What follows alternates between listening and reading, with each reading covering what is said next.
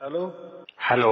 हाँ, नमस्ते। हेलो गुरु जी प्रणाम। सत प्रणाम साहब प्रणाम सेठ साहब साहब। बंदगी आपके पावन चरणों में। हाँ, साहेब बंदगी, साहेब बंदगी, साहेब बंदगी, हाँ, बोलिए बोलिए। बहुत अच्छा लग रहा है गुरु जी। हाँ हाँ हाँ। और बहुत बढ़िया चल रहा है। अरे वाह। हाँ, दायरा दायरा बढ़ गया इसका। ये पूरी हाँ तरह हाँ। से नहीं हुआ है लेकिन दायरा बढ़ गया है। बढ़ेगा बढ़ेगा बढ़ेगा। हाँ, और बंधन काट मिलाए राम, आप बंधनों को काट करके वही रमे हुए राम मिला रहे हो आप जीवों को।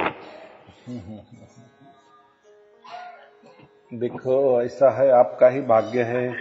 बराबर। जी जी जी। आपके भाग्य से आपको प्राप्त हो रहा है वो, ना कोई मेरी कृपा से। जी जी आपने बहुत सारा किया है, आपको पता नहीं बस बाकी क्या है। जी जी जी। और उसका फल दे रहा है ना, क्योंकि परम जो सत परमात्मा है, जितना हमने परमात्मा के प्राप्ति के लिए किया, तो उसके वचनों के अनुसार वो हमें प्राप्त हो रहा है। बिल्कुल बिल्कुल। ये तो बड़ी उपलब्धि है ना, इसलिए तो सत्य कहा है, परमात्मा सत्य क्यों कहा है, कहते हैं। हाँ, कोई ये नास्तिक, साहब। जैसे नास्तिक लोग बोलते हैं ना, अरे आप कितना भी परमात्मा का करो, भगवान का करो, कोई मिलने वाला नहीं, कुछ नहीं मिलता। अरे वो बहरा है, गूंगा है, वो नहीं सुनता है किसी की। जी लेकिन जी, जब हमें अभी प्राप्त हो गए तो अभी समझ में आया ना, मिलता ही है। मिलता ही है, हाँ, प्राप्ति होती है और परमात्मा खुद प्राप्त करता है। करता है बराबर। जी जो जी सब वो रजिस्ट्री उसके पास होती है ना, कब होना है इसको प्राप्त, कब नहीं, कितना बचा है, होने दो, शुद्ध पवित्र होने दो, भाग्य का वो होने दो, भाग्य का खेला है ये सब। पूरा भाग्य जी जी। होता है तो बराबर दौड़ के आता है। बोलो बोलो। वो जो है 84 बंधन में किस तरह से पड़ा हुआ है, बार बार जन्मना, बार बार मरना, पुनरअपि मरणम, लक्ष्मी भरम के पग पे आए और अपनी पासा पर 84 जाए। क्योंकि मनुष्य मिला है और परमात्मा ईश्वर आपके जीवन में नहीं हुई, साथ का जीवन में जुड़ाव नहीं हुआ, तो जाना है। 83,99,999 जोनी भुगतने के बाद ये मनुष्य का चोला मिलता है। जब प्रभु कृपा करते हैं तो ये चोला मिलता है, मूलक चोला है। और अब की बार अगर भक्ति नहीं की, परमात्मा को नहीं जाना, इस सात शब्द को नहीं जाना, तो फिर ये 84 में जाना पड़ेगा जीव को। तो आप जो है काम कर रहे हैं, ये जो जीवों का उद्धार कर रहे हैं, जीवों का कल्याण कर रहे हैं, ये बहुत बड़ा काम कर रहे हैं गुरु जी आप। मुझे तो बस परमात्मा का काम करना है बराबर। मुझे कोई गुरु गद्दी नहीं चलानी, कोई आश्रम नहीं बढ़ानी, कोई बड़ा नहीं होना। जी जी वो बराबर करता है, उसकी लीला वही जानी। बस हम तैयार होना चाहिए। हाई तैयार है, इसलिए तो उन्हें हमें बराबर पकड़ा, और हम भी उन्होंने जैसा कहा वैसा ही सबको दे रहे, बांट रहे। जी जी। अब जिसको मिलना है वो उसको मिल ही रहा है। तभी तो किसी ने कहा है कि बाह पकड़ कडलिने जन गृह अंधकूप ते माया। क्योंकि बाह पकड़ करके निकालने वाला केवल सतगुरु है, ये शब्द गुरु है। जो आप भेदी गुरु हैं, जो एक लखाव करा दिया, एक इशारा कर दिया और सतगुरु की लगता हो गई, और इसने इस संसार से निकाल लिया, अपने धाम के साथ जोड़ दिया, अपने निस्वरूप के साथ जोड़ दिया, परमात्मा के साथ जोड़ दिया। तो ये बहुत बड़ी कृपा है। क्योंकि दास जब प्रवचन करता था स्टेज पे बैठ के, तो 84 लाख योनि के बारे में कहता था कि ये जो मनुष्य जन्म है, ये 84 लाख योनि है, लास्ट योनि है। और अब की बारी अगर पलट गए तो फिर 84 में जाना पड़ेगा। जैसे शरीर जो है, हर इंसान का शरीर 3.5 हाथ का होता है, ठीक, और 3.5 हाथ का होता है, तो एक हाथ में जो है 2 बित्ता होता है। अंगूठा से और कानी उंगली तक हम करते हैं तो 1 बित्ता होता है, पूरे में बित्ता बोलते हैं। तो 2 बित्ता का 1 हाथ होता है, यानी 7 बित्ता का जो है इंसान होता है। हर इंसान जो है अपने बित्ता से 7 बित्ता का होता है। यानी 3.5 हाथ का होता है। और एक बित्ता में 12 अंगुली होती है, 12 अंगुल का एक बित्ता होता है, तो 12 सत्ते 84, तो 84 अंगुल का इंसान होता है। इससे प्रमाण होता है, ये सिद्ध है कि हर इंसान का जो योनि है ये 84 लाख योनि है। और एक प्रमाण और मिलता है गुरु जी। एक प्रमाण ये है कि इंसान ऐसा एक योनि है कि इंसान सारे जीव का बोली भाषा बोल लेता है, कुत्ता का, बैल का, बकरी का, पक्षी का, पशु का, हर जीव का बोली बोल लेता है। तो इससे भी प्रमाण होता है कि ये जो इंसान आया है ये सारे योनियों से गुजर के आया है, सारे योनियों में से भटक के आया है। ये 84 लाख योनि है, और अब की बार अगर चुक गया तो फिर 84 में जाना पड़ेगा।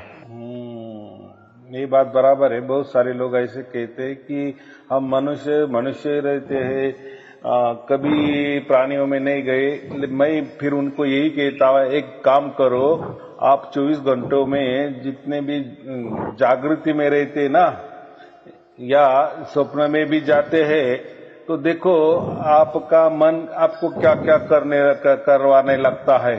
कभी आप पशु बन जाते हो, कभी महात्मा बन जाते हो, कभी करुणामय बन जाते हो, तो कभी हिंसा के ऊपर आप उतारू हो जाते हो।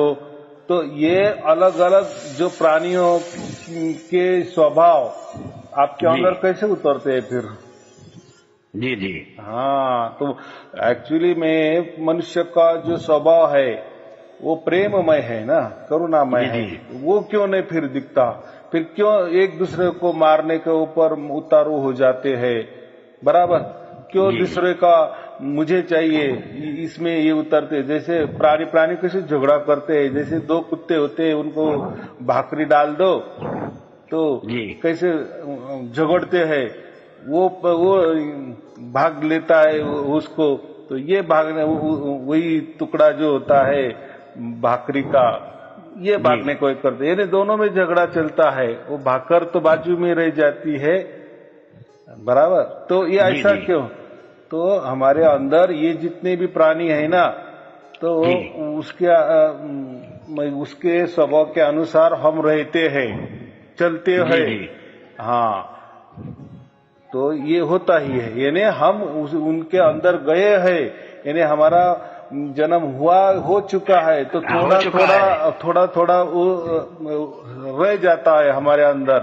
उस योनियों से भटक के आए हैं। उस योनियों में से भटक के आए हैं। ये प्रमाण है, एकदम बराबर है। जी जी।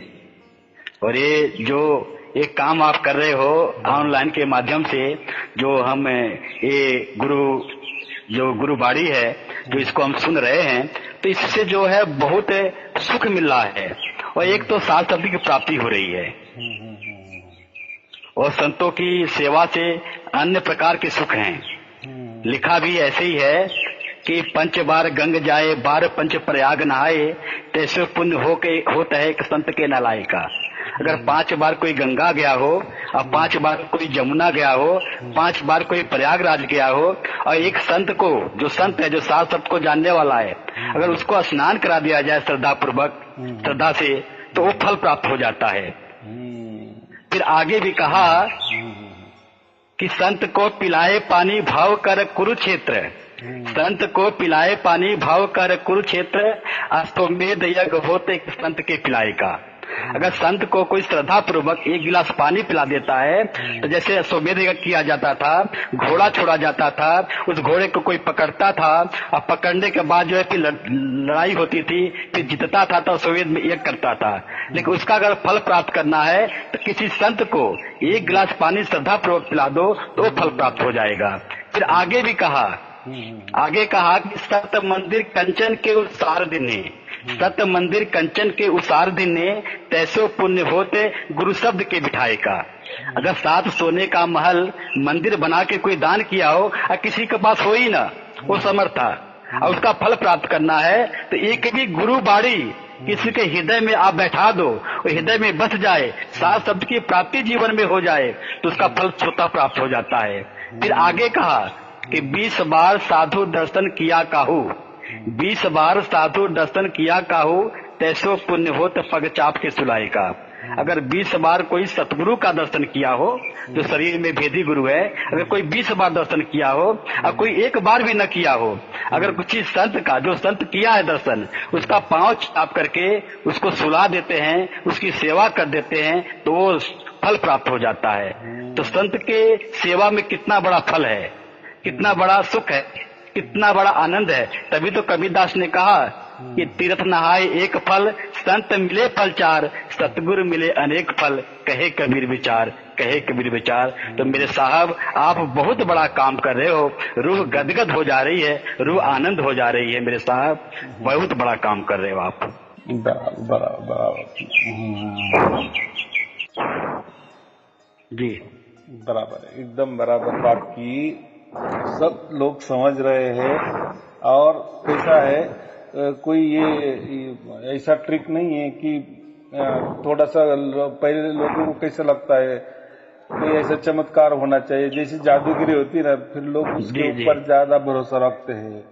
लेकिन मैं क्या बोलता हूँ, अरे वो जादूगिरी तो थोड़ा सा प्रोग्राम रहता है, थोड़ी देर के लिए रहता है, मानो एक आधा घंटे के लिए होता है। लेकिन ये जादूगिरी, परमात्मा की जादूगिरी ऐसी कि 24 घंटा आपके साथ घटने वाली है, और उसके आप स्वयं साक्षीदार हो।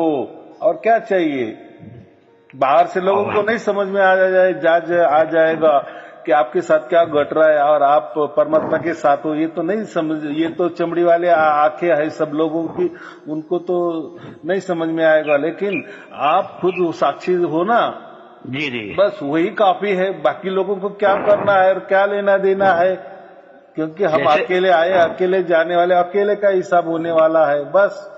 बिल्कुल, जैसे गूंगे को गुड़ खिला दो तो गूंगा क्या बताएगा गुड़ के बारे में, उसको तो आनंद आ रहा, सुख मिल रहा है। अब गुरु जी, जैसे आप 101 पीढ़ी की बात करते थे कि 7 शब्द की प्राप्ति हो जाती है, तो 101 पीढ़ियों का उद्धार हो जाता है। आप ऑनलाइन वीडियो में अपने गुरुबाड़ी में कई बार कहा है। तो वास्तव में दास भी इस पे बोलता था, कबीर की बाड़ी में स्टेज से बैठ करके, गुरुगद्दी से बैठ करके निकारी मिशन में जब जुड़ा हुआ था, आपको पता है, तो विचार करता था 101 पीढ़ियों के बारे में। तो एक तुलसी घट रामायण की एक चौपाई है, दास आपके सामने, आपके चरणों में साझा करेगा कि तात सुनो मम भक्ति परायण, जे कुल में मम दास जो होई, तासु पीढ़ी सप्त एक तरे, पितु के युग 12 तारत जोई, माता के 20 त्रिया कर 16, पुत्री के पुत्र के पीढ़ी दुने कटलोई, एकादश सो भगिनी के तरे, 10 फूफू के पीढ़ी तरे नरजोई, तुलसीदास विचारी कहे, ऐसा भगत बिल्ला कोई होई, ऐसा संत बिल्ला कोई होई। तो कहने का भाव ये है कि 101 पीढ़ियों का उद्धार इस तरह से होता है कि पिता के, पुत्र के, माता के, बुआ के, ने कितने कितने पीढ़ियों का उद्धार करके 101 पीढ़ियों का उद्धार हो जाता है। ये तुलसी घट रामायण में भी जिक्र है और एक कबीर सागर में भी जिक्र है इसका, 101 पीढ़ियों का। और आप ये बात जो बता रहे हो, बहुत सुंदर बता रहे हो, कितनी अच्छी बता रहे हो। लेकिन अब समझ में आ रहा गुरु जी ना, जो 7 शब्द की जो प्राप्ति हुई है, तो ये सारी जो साखियां है, रमेनी है, जो गुरुबाड़ी है, जो रामचरितमानस है, गीता है, और भी गुरु ग्रंथ साहिब है, ये बाड़ियां अब खुल रही है सामने, अब समझ में आ रही हैं। हालांकि हमने तो काफी दिनों से जुड़े रहे, 17-18 साल से हम जो है गुरु के साथ जुड़े रहे, लेकिन पता नहीं चला। लेकिन आप जी के साथ जब जुड़े तो पता चला कि वास्तव में 7 शब्द क्या है, परमात्मा क्या है। तो ये बहुत बड़ी महत्ता हुई आपके चरणों के साथ जुड़ने के बाद। आपका आशीर्वाद बना रहे। हाँ, चलो ठीक है, शुभ आशीर्वाद। शुभ आशीर्वाद, सत साहेब जी, सत साहेब जी, सत साहेब गुरु जी, सत साहेब।